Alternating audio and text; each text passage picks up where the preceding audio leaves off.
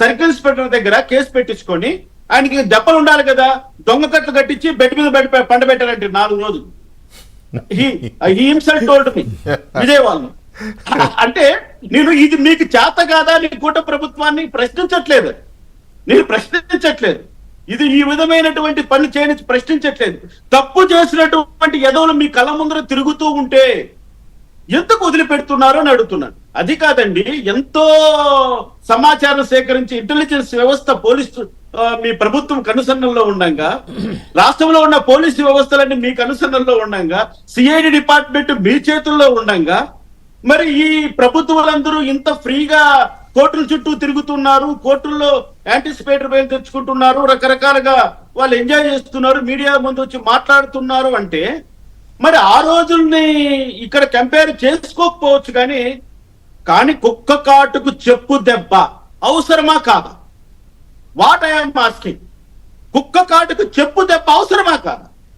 మరి ఇక్కడ మినమేసాలు లెక్క పెట్టుకొని చట్టాలు ఇప్పుడు మన జీవిరెడ్డి గారు అంటున్నారు అంతా న్యాయపరంగానే జరగాలి, చట్టం లోపలే జరగాలి, పాఠాలు చెప్తారండి జీవిరెడ్డి గారు.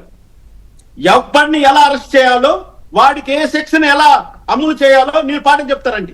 మీరు నాకు ఇంటి ఇవ్వండి, సార్ పలానా వాళ్ళని అరెస్ట్ చేయాలి సార్ చెప్పండి అండి, నేను ఇస్తే ఎఫ్ఐఆర్, నేను ఇస్తే కంప్లైంట్, ఎలా పెట్టాలో వాడిని ఎలా ఎత్తుకొచ్చి లోపలేయాలి, ప్రతి కోర్టు సమర్థిస్తుంది దాన్ని. అది ఆలోచించండి అంటున్నా. మేము ఇప్పుడు కృష్ణుడు ఒక మాట అంటాడండి భగవద్గీతలో, వంచన కూడా ధర్మం అయితే వంచనే ధర్మం అవుతుంది. ఇక్కడ వాళ్ళు చేసినటువంటి పాపిష్టి పనులకు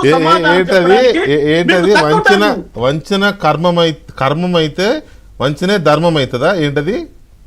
ఇప్పుడు ధర్మము వంచన ధర్మం అయితే వంచనే ధర్మం అవుతుంది. అంటే ఒక వంచి ఒక వ్యక్తిని చంపాలనుకున్నప్పుడు అది ధర్మం అయితే ధర్మమే అంటాడు ఆయన. ఇక్కడ నేను అంటున్నది ఏమిటి, మీరు అందరూ సజ్జల భార్గవ రెడ్డి గురించి మనం మాట్లాడుకుంటూ అన్నిటికంటే డేంజరస్ ఫిలిం కూడా ఉన్నాడండి వాడు కృష్ణమోహన్. ఈ మాట నేను అనలా, మన వైసీపీలో ఎమ్మెల్యేగా ఉండి బయట వచ్చినటువంటి కోటమిరెడ్డి శ్రీధర్ రెడ్డి ఒక ప్రెస్ మీట్ లో చెప్పాడు. ఇవన్నీ ఏ బూత్ ఎవరిని తిట్టాలి, ఎలా తిట్టాలి అంతా స్క్రిప్ట్ ఇచ్చేది కృష్ణమోహనే. ఆ కృష్ణమోహన్ కు జగన్మోహన్ రెడ్డి చాలా అక్కడే ఉంటాడు, తాడేపల్లిలోనే ఉంటాడు 24 hours. ఆ కృష్ణమోహన్ ఏది రాసిస్తే అది మాత్రమే మీడియా ముందర మిగతా వాళ్ళు చదువుతారు. విజయసాయి రెడ్డి సొంత పురాణం కాదండి అది. ఆ విజయసాయి రెడ్డి మాట మనం మాట్లాడుకున్నా, అది కృష్ణమోహన్ నుంచి స్క్రిప్ట్ వస్తే అది చదువుతారు. సోషల్ మీడియాలో ఏది ఎలా కంటెంట్ ఉండాలో దాన్ని తయారు చేసేది కృష్ణమోహన్. మరి ఆ కృష్ణమోహన్ పేరు ఎక్కడ వినపడట్లేదండి సోషల్ మీడియా అఫెన్సెస్ లో.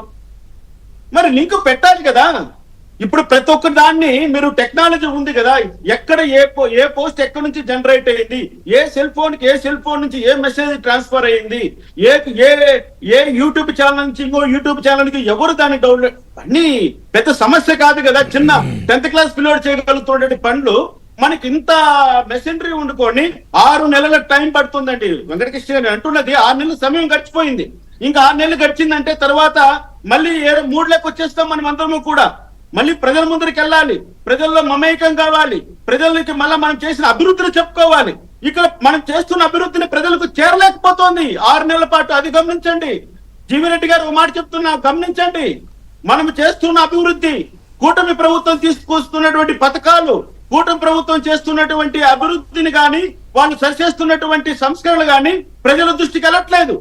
24 గంటలు సోషల్ మీడియాలో వాడేమన్నాడు, వీడేమన్నాడు, అదేమైంది, ఇదేమైంది, తొక్క తీస్తా తోలు తీస్తా అని మనం తిప్పుకుంటూ ఉన్నామే కానీ ప్రజల మూడ్ను కూడా కనిపెట్టండి. ప్రజలు ఒక అభిప్రాయానికి వచ్చినారంటే తర్వాత మారదు, ప్రజలు అదే కంటిన్యూ చేస్తారు వచ్చే ఎలక్షన్స్ వరకు. కాబట్టి సోషల్ మీడియా వ్యవహారం కానీ వైసీపీ వాళ్ళను తొక్కి పెట్టడం కానీ మూడో కంటికి కనపడకుండా, ఎక్కడ కూడా వినపడకుండా వాళ్ళని ముగించాలి. అప్పుడు మాత్రమే బట్ మీ ఆవేదన అర్థమవుతోంది.